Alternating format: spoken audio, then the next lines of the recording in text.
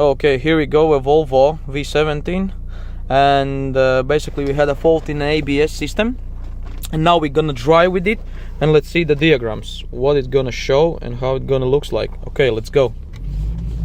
So if we move on, as you can see, the sensor for the wheel speed front right, it's a red line. As you can see, the signal is missing.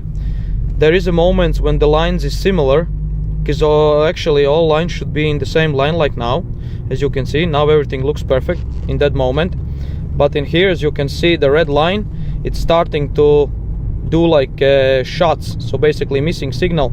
And as you can see, the number of speed, wheel speed front right, is getting, look, 57 kilometers an hour, 11, then it goes 16 up and down. Basically all the time is a lagging, and that's why you had a fault in the ABS system, and actually system not working at all, and you had a fault on the screen.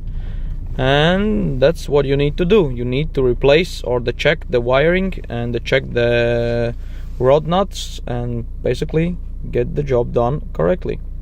Alright, thanks for watching, give a like and see you next time.